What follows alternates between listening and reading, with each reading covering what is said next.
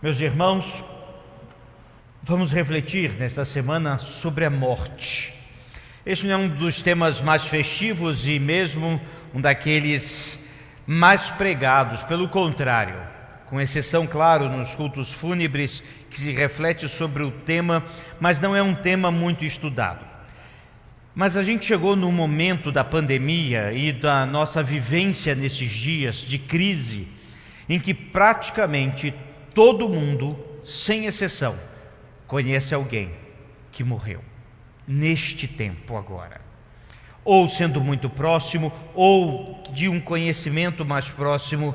E nesse momento a gente precisa ir às Escrituras para entender também o que a Bíblia fala sobre a morte, pois temos visto muitos erros de pessoas com medo da morte, de pessoas desesperadas diante da morte e tantas outras situações. Mas queremos ir às Escrituras para aprender hoje, aprender o que a Bíblia fala sobre a morte em alguns pontos gerais.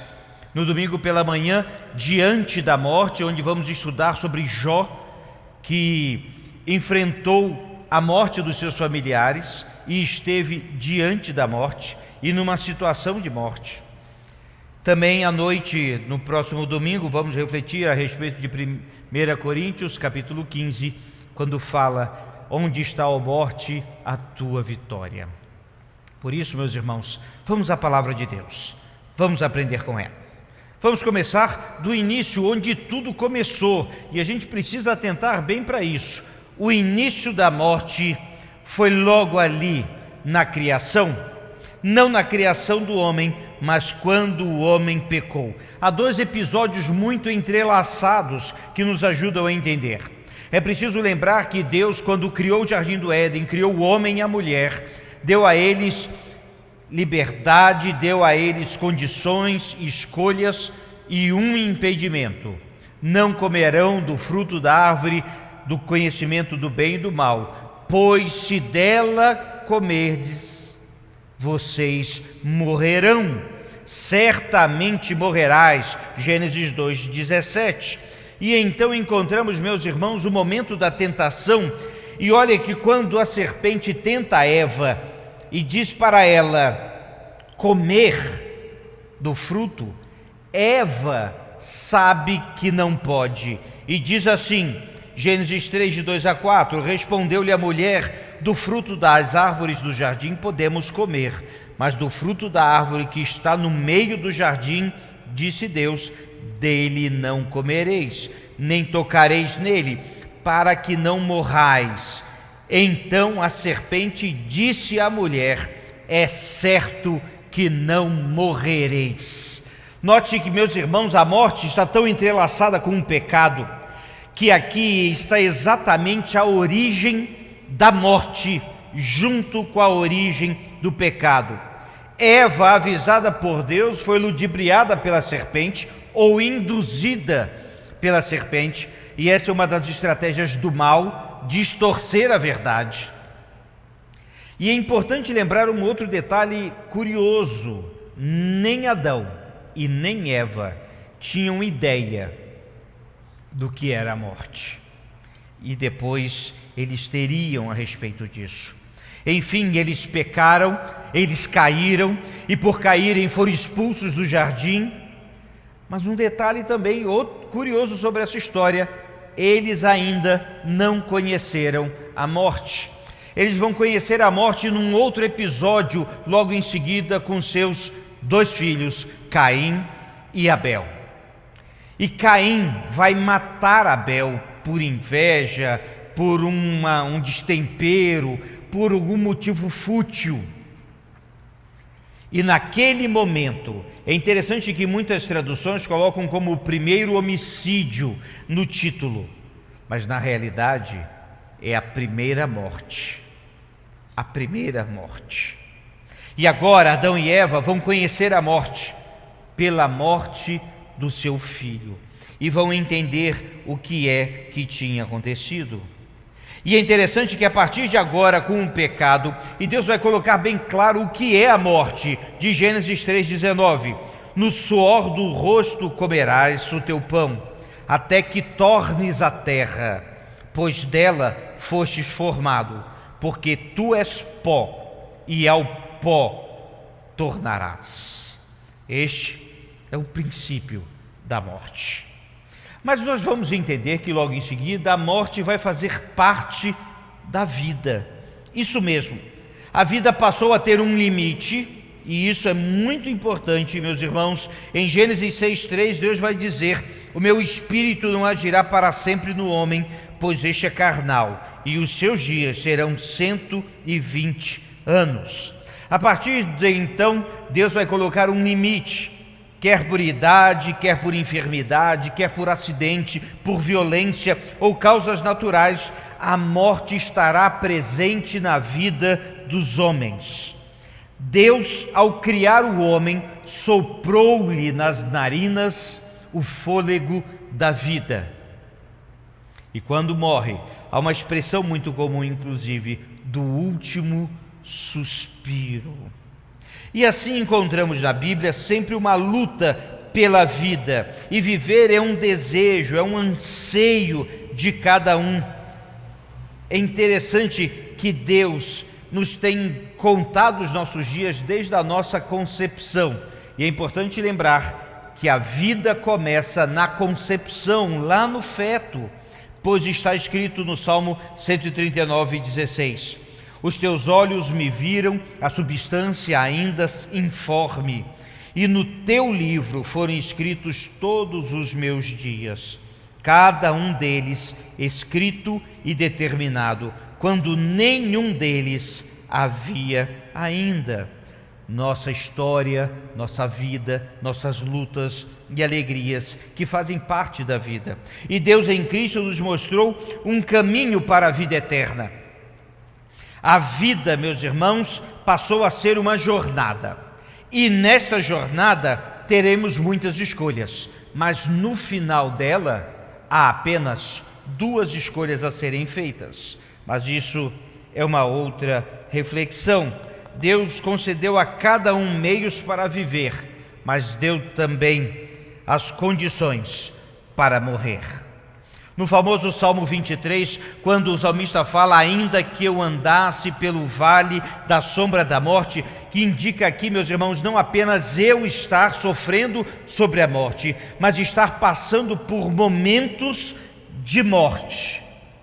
Por isso que tanto biblicamente como na constatação da vida, a morte faz parte dela, em todo o tempo.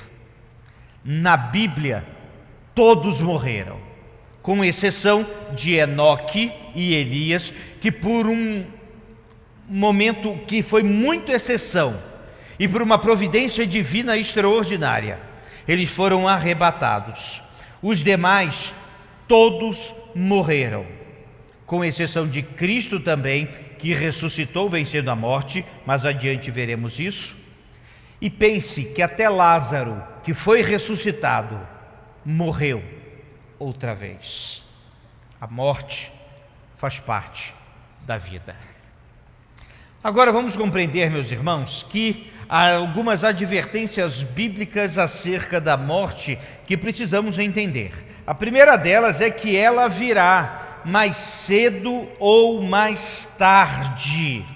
Diz o Salmo 144, no verso 4: ao homem é como um sopro, os seus dias como a sombra que passa.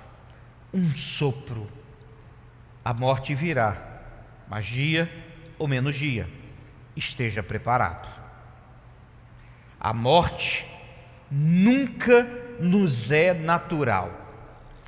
Veja, ela é fruto do pecado, ela é uma anomalia na criação, e por causa disso, meus irmãos, a morte nunca nos é natural. Em nenhuma cultura humana, mesmo nas tribos isoladas, a morte é natural. Na realidade, a morte, ela sempre nos causa espanto, nos causa tristeza, nos causa um incômodo no coração, porque, meus irmãos, ela causa espanto, muitas vezes pavor. Perceba que até Jesus Cristo chorou quando chegou diante de Lázaro, seu amigo, que estava morto. As irmãs de Lázaro estavam chorando, os discípulos amigos de Jesus estavam impactados com aquela morte. Vejam bem, meus irmãos, a morte nunca nos é natural. E só isso já é motivo para nos impelir para mais perto de Deus e para Jesus Cristo, nosso Senhor. Terceira advertência: não se deve, em hipótese alguma, consultar os mortos. Há um caso curioso na Bíblia, quando o rei Saul, que estava longe de Deus, e eu quero ressaltar isso, ele estava tão longe de Deus e tão desesperado da vida, que resolve consultar uma vidente para consultar o espírito de Samuel. Quando vamos ao texto, verificamos que era como Samuel, e Saul, naquele momento de pecado e pecaminosidade, cai mais uma vez e vai culminar com a sua morte logo em seguida. Diz a palavra de Deus, Deuteronômio 18, de 10 a 12: não se achará entre ti quem faça passar pelo fogo o seu filho ou a sua filha, nem adivinhador, nem prognosticador, nem agoureiro, nem feiticeiro, nem encantador, nem necromante, nem mágico, nem quem consulte os mortos, pois todo aquele que faz tal coisa é abominação ao Senhor, e por essas abominações o Senhor teu Deus os lança diante de ti. Isso é muito claro. Está escrito em Hebreus: cabe ao homem morrer uma única vez, e vindo depois disto o juízo. Portanto, nos é vedado tal coisa. Quarta advertência: não se deve abreviar os dias. A nossa vida pertence a Deus. E aqui faz uma referência ao suicídio, onde o suicídio é comparado ao homicídio, na realidade, pois o não matarás dos 10 mandamentos envolve o suicídio também. O Senhor é o que tira a vida e a dá, faz descer a sepultura e faz subir. 1 Samuel 2,6. Ele é o autor da vida, Ele é o Senhor da vida, e a Ele cabe a nossa vida e a nossa morte. Todos, em algum momento da vida, precisamos ir a um velório.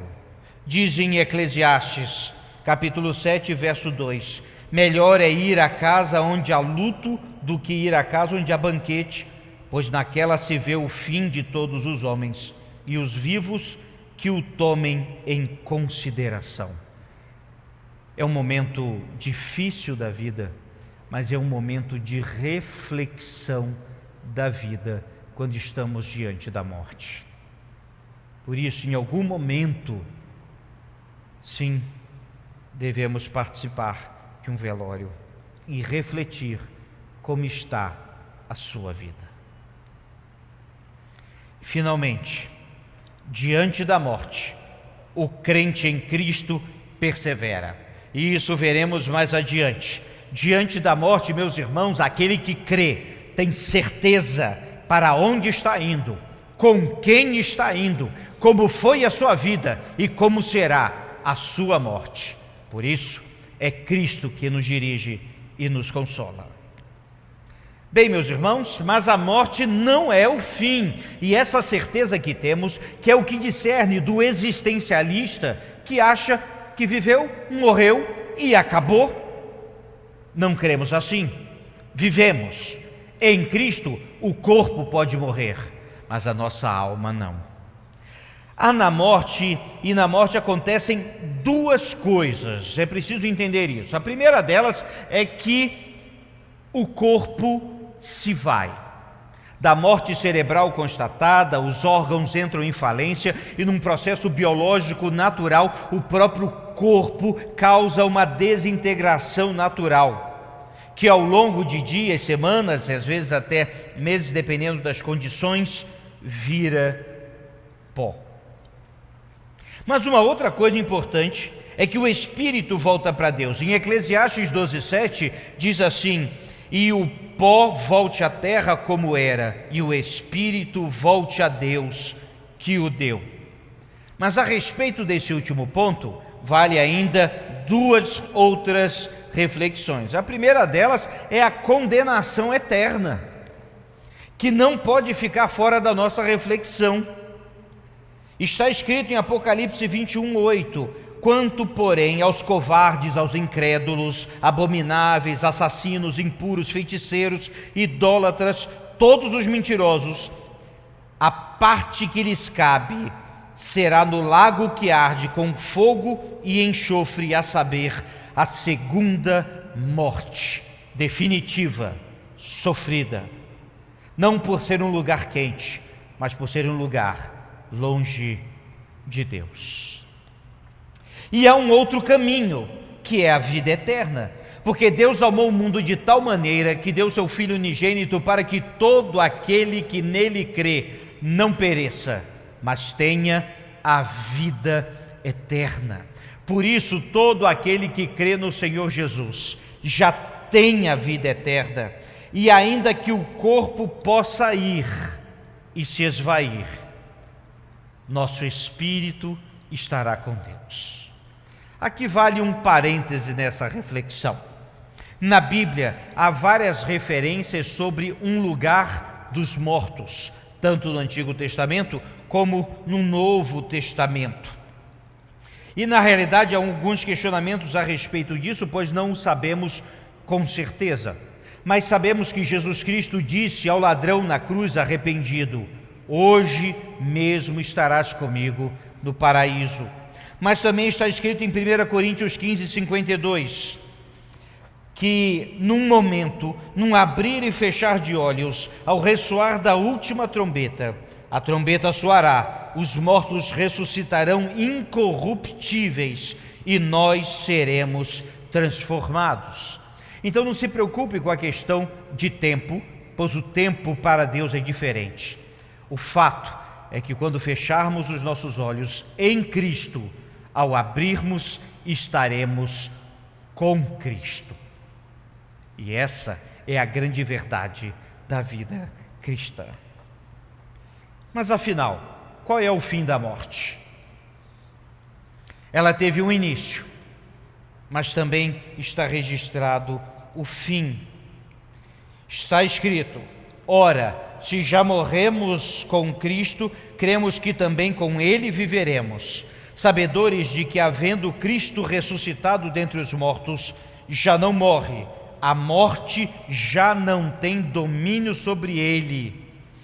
Pois, quanto ao ter morrido, de uma vez para sempre morreu para o pecado, mas quanto a viver, vive para Deus. Jesus Cristo venceu o pecado, o mal e a morte. O pecado, origem de todo o mal e da morte, Jesus venceu dando perdão total e definitivo. O mal, Jesus venceu definitivamente Satanás e seus súditos e despojando os principados e potestades publicamente. E Jesus venceu a morte, ressuscitando no terceiro dia. Venceu o último obstáculo que precisava ser vencido, o último grilhão que prendia o homem a esse abismo. Ele venceu a morte para nos dar vida, Ele ressuscitou para que ressuscitássemos juntos. Jesus Cristo venceu, viveu, ressuscitou para nos dar vida e vida eterna. Pois está escrito que Deus ressuscitou, rompendo os grilhões da morte, porquanto não era possível fosse Ele retido por ela. E tendo Jesus Cristo nos dado esse perdão e vencido a morte, todo aquele que nele crê tem a vida eterna. E diz a palavra de Deus em Apocalipse 21:4: e lhes enxugará dos olhos toda lágrima, e a morte já não existe, já não haverá luto, nem pranto, nem dor, porque as primeiras coisas passaram. Este será o fim da morte, mas um novo começo da vida eterna em Cristo Jesus. Por isso, a nós que cremos, sempre o desafio de vivermos como viveremos na eternidade. Embora agora não possamos usufruir da plenitude da glória, haverá um tempo em que isso acontecerá. Assim, ou Jesus Cristo volta antes, ou seremos chamados à presença dele, como gostamos de usar essa expressão. O corpo se vai, mas o nosso espírito permanece eternamente.